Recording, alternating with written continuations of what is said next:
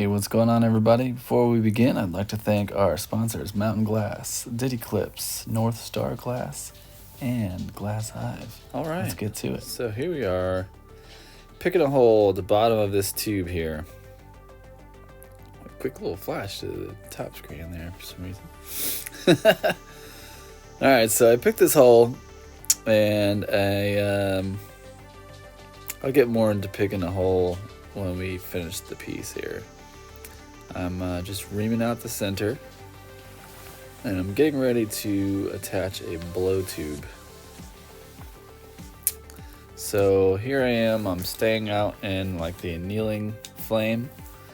And you can tell it's an annealing flame. It's got that dragon breath, and you can kind of see that blue in that back there. That's your annealing flame, and it doesn't deposit any carbon on the glass.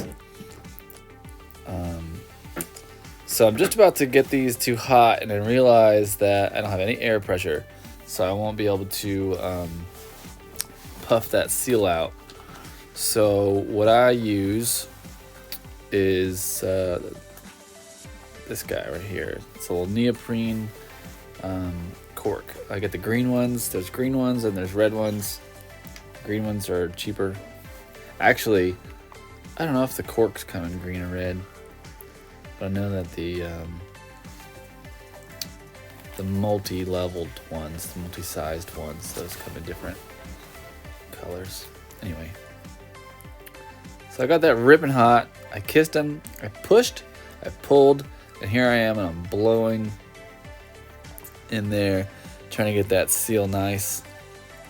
If you do it right, you get a perfect seal. It just takes practice. And it's nice and straight. So we're coming in the flame here, and you see I'm not turning. I'm just getting one section hot. And then I'll slowly start to turn to introduce the heat across the whole tube. All right. And what I'm going to do here is I'm just going to heat up all around, spinning nice and slowly. And I'm going to separate these two here. So if there's any time where you want to take it out of the take the glass out of the flame, you just saw what I just did. I just kind of held it vertically. That will help from any of your wall weight from getting funky. So here we go, flame cut. And a good practice is just to get your bottoms nice and round and even. And that way, when you go to heat these back up, you won't accidentally make them explode from an uneven spot or a thick spot, or whatever. If it's nice and even and round bottom, then you don't have to worry about anything. You can come right into the flame pretty much with that, and then it's good to go. Ready for your next piece. But it's always nice to set yourself up. I used to leave a bunch of just unfinished, sharp-edged whatever on my bench, and it was not only not cool for me to do that to myself, but it made a mess and made things a lot harder to work the next day. You gotta clean it all up. If you just clean it as you go, everything's clean and ready to go. That goes for blow tubes and everything. So let's see here. We're about to put a punty on. So I used 10 mil punties because it's really close to the size of 12 mil blow tube. I think the 10 mil is just a lot cheaper than 12 mil. I don't know why I went with 10, but I do. And it just helps with when you're rotating. If you're rotating with 12 mil in one hand and a 7 mil in the other hand, the difference is pretty large. and it'll make you rotate off even though you're spinning the same. So I kind of just talked through that, but if you saw, I heated both things up, both sides. I touched them kind of at a diagonal, and then that diagonal helped me get a center, and then I kind of let it dangle like I was talking about. I just let it hang while it was cooling down, and that helps to prevent stress. And if you're holding on to that thing and it's hot, it gets all wild. And if you just let it dangle, as soon as it kind of cools down a little bit, so it doesn't just melt right off, then you got a good seal. And it also just takes some practice. But so here we are, heating this up here. Now, this is going to be the neck and the mouthpiece. So you see where I'm at. I kind of stay, it's the whole half of the bottom section here. And so I take it out, I turn, and I slowly pull, and you'll have this nice gradual taper. And this right here is perfectly fine for a neck and a mouthpiece. Now, if you want to get into, a lot more shaping, then you can do whatever you want. But this right here is this is a perfectly acceptable neck and mouthpiece, and it's all nice and even, the wall weight, because you heated the whole entire section. If you just heat where you feel like you're gonna pull it down, that's gonna heat up that area, and you're gonna pull it down, and you're gonna have a thick mouthpiece and a thinner neck. You don't want that. You want the whole thing to move all at once. So now we just disconnected the punty, and we're gonna start forming a nice squat bubble. If anyone is familiar with my work, or any of my spoons really, you'll know that I like a nice squat bubble. So this is the way to achieve it. So what we're going to do is we're going to condense this half of the tube down. And I don't really know what I'm saying, but I'm throwing my hands around. So what you want to do is keep the heat on the front. See how I got the heat on the front, and then you come back and heat right behind the front, and that's going to bring the front glass down to the middle, because you heat the glass that you want to move, then you heat where you want the glass to move, and the glass will move in that direction. So you see it kind of got a little crazy, but it's got to get that hot to be able to get this squat. All right, so here we are. We're heating the front, heating the middle, and now we're heating that back shoulder. We're going to bring it up. And notice when I'm bringing it up, I am pointing it into the air as I turn and I puff. And the puffs are like little tiny, I wouldn't say kisses, but they're not really big puffs. It's just puff, puff. Like if you were like beatboxing, you just want puff, puff. I don't know how else to say it, but it's just a couple little puffs. And then and you can watch it. You want to watch it. You want to make sure that it stays on center. And when it's cooled down, that's when you can give it a nice, good, solid puff. I was just saying that. When it cools down, you give it a good puff. When all of it, you can see it all like evenly orange. That's when you want to give it a good puff.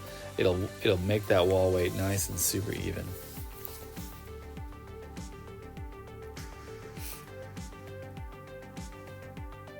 So I'm just trying to get this. There's like a little thick glass dot in the front there. I'm just trying to get to even out. I don't know if I ever ended up evening it out or not.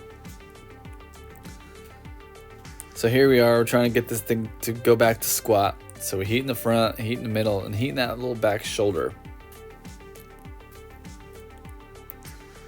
And as I'm saying, I'm like, you want to heat this shoulder, you're gonna puff it while it's facing up like that, and it's gonna squat down, but you're gonna puff it back out, but you're puffing the front of the head of the bowl out. You see how it's super squat?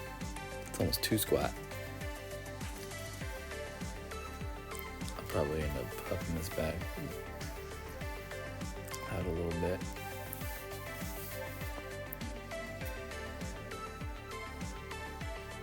Yeah, you want to just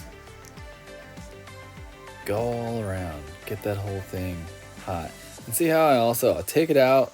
I don't puff it right away. I wait a second, and that's just to let the heat evenly disperse throughout the glass, so that if you have one spot that's hotter than the rest and you go to give it a puff, then obviously that little section is going to puff out more and thin the glass out. See, I squatted it. See how it just takes a couple of goes, but you get a nice squat like that. It's like a doorknob. That's what I go for. I try to get the doorknob. So I wasn't going to use my mini. Then I realized you guys probably don't all have mini torches. Definitely recommend getting a Smith mini and a Hornet tip. The Hornet tip is almost as much as the Smith, but absolutely worth it. All right, so what I'm going to say here is, all right, so this is what you want to do. Your hole that you're popping, you don't want to pop it on the top. I just said it at the same time. Anyway, you want to pop it down at like more in between the bottom shoulder and the top, like right in the middle of that area. And when you go to do this in the torch, you really want to just like flirt with the flame as you're kind of puffing, and you'll watch the glass kind of rise up, and you don't want to pop it right away. You want to just keep thinning that spot, because if you pop it right away, you'll pop a big ass hole in there, and that is just no good. No one wants a big giant bowl hole, because typically when it pops real big like that, then it won't want to cooperate and stay small. Alright, so you got your nice little hole. I keep my hole so small that I have to keep puffing it to make sure it doesn't close down. But if you stay away from the actual hole, then while you're doing this, just around the hole. Go down by the neck, all the way around, because you really want to push that neck like that. The shoulder right by the neck there, you really want to push that in almost the most. Because when you do this push, you're going to do it at like a 45-degree angle. You'll see me here.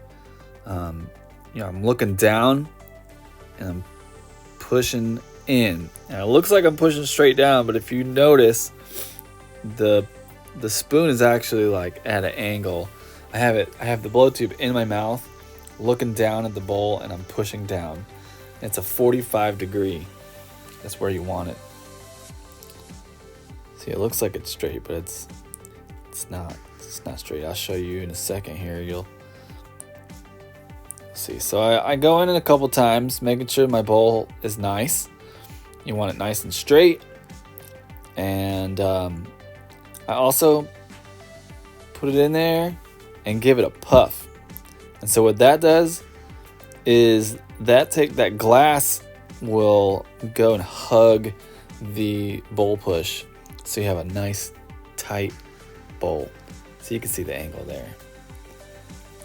You can also notice that I'll heat it up, I wait a few seconds, again letting everything even out, but also getting a little bit cooler, so that when you go to push it, you don't just completely collapse the whole bowl.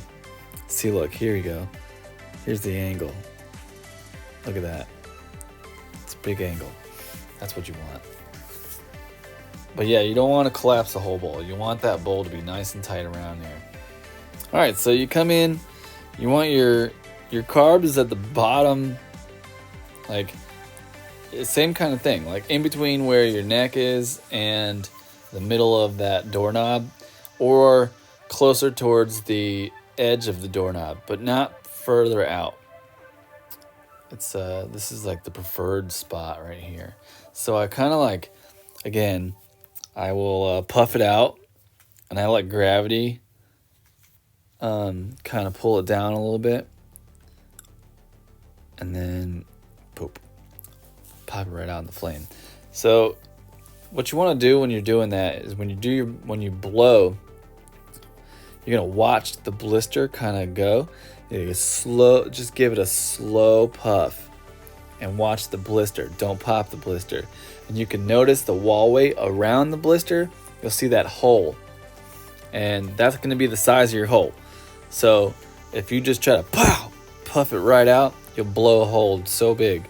And yeah, that's just a ruined spoon in my book. Anyway, here we are, we're flattening. So what you do is you put the mouthpiece down. I usually do this on a graphite pad, but I was trying to get it in the shot. Put the mouthpiece down, and then bring the pipe down. Bring the head of the pipe down so that it's flat, so that when it's sitting on a table, it's flat. And now we're gonna just polish that out, because anytime graphite touches glass, it leaves little wrinkles. So little flame will get rid of those wrinkles. And now's the time to decorate. I'm just doing clear because I'm not really doing anything with this spoon, so I didn't want to use any color or anything. But then you can totally use color on these dots, no problem. I definitely recommend making at least 100 of these spoons in clear. You want to be able to make, honestly, more than 100. Like, get a case of glass and just, I don't know. Yeah, make the whole case. You could sell them to some shops or give them to your friends or whatever, sell them for a couple bucks. But this is practice. This takes a lot of practice. So we're melting in these dots, and what I'm saying is you want to make sure that these dots are skatable. Which means like if you were to roll on it on a skateboard, you could just go right up on it and right off of it. It's not gonna like make you fall or anything. If you see a dot and it has an acute angle, that's gonna crack your piece. So you want it nice and round. Always round. Just so, that's a great thing to think. Just look at it. Can you skate it? No. Melt it in more. And a good way to melt them in is, so that it doesn't just sink into the piece, is heat it up and then kind of like hold it down so that it like droops. Gravity again. All right, so here we are polishing out the bowl, getting rid of those wrinkles, and this is my tungsten pick. That's for my hole size.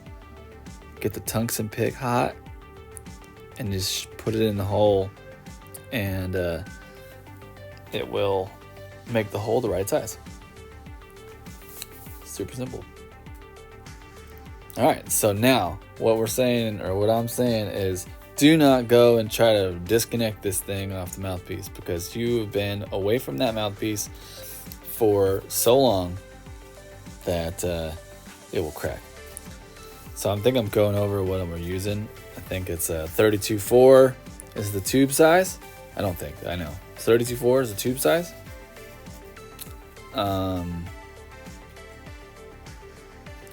Yeah, I don't know what I'm saying. I think it's like 3 to 4 inches of length is what you can use. About 3 inches.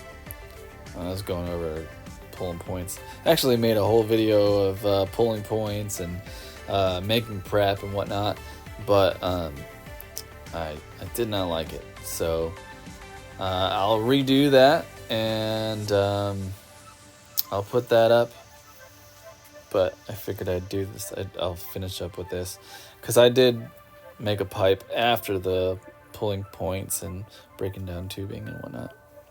So those are my jaws. I definitely recommend getting a pair of jaws and tungsten pick and some tweezers and a bowl push. And I like the bowl pushes with the tip. And that's a 5/8 bowl push.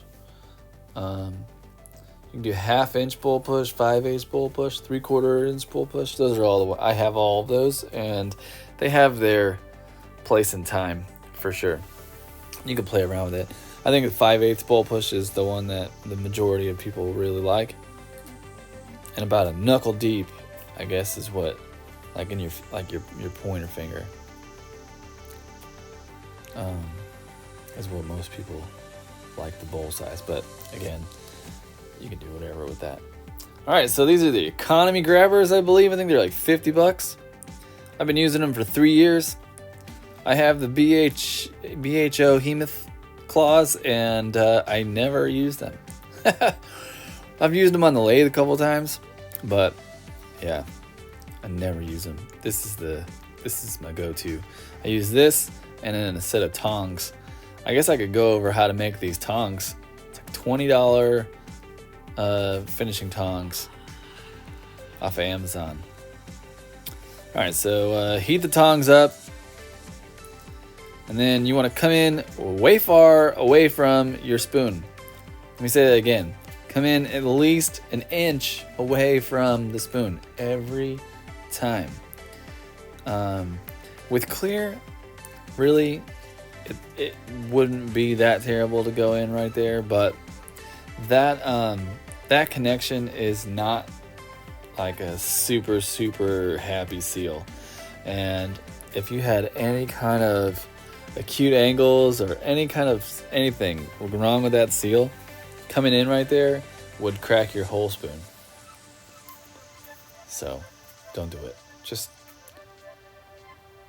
don't do it. All right, so here we go. This is what I was talking about earlier. I was going to show you and go into more detail about picking a hole. So get rid of all this glass. Okay. I think that actually ended up picking my hole. I might close it back down. I don't know what's going on. Or no, it's not a hole. All right, so get that front area hot. You know, gather it out of the flame and kind of pull. Oh, no, not yet.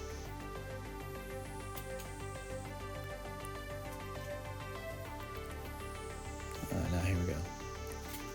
Get that front end hot. You're gonna stick this in there, out of the flame, and pull.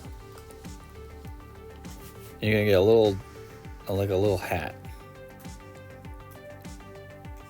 Is that it? No. Do it again. Takes a couple times. Here we go.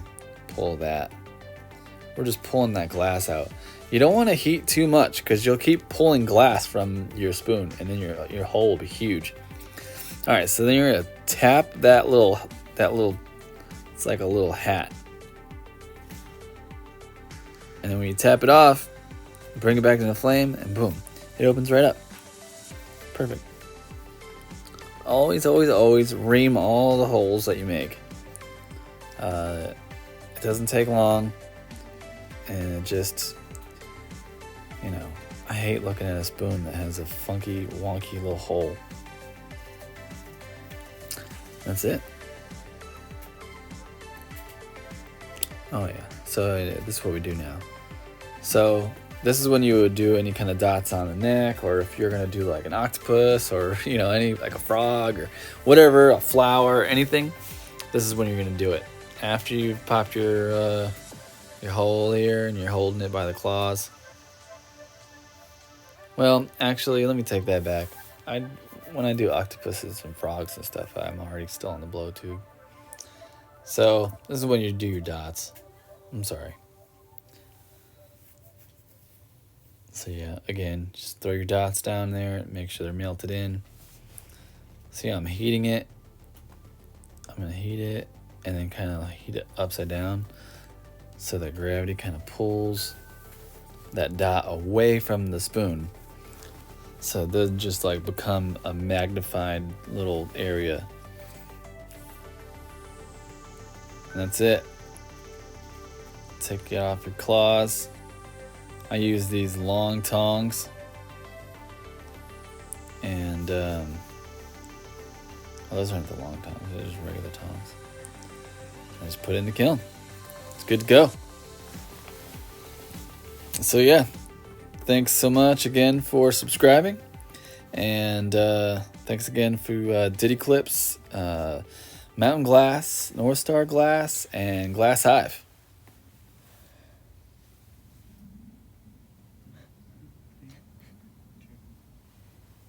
How about you just eat a TV dinner in the dark tonight?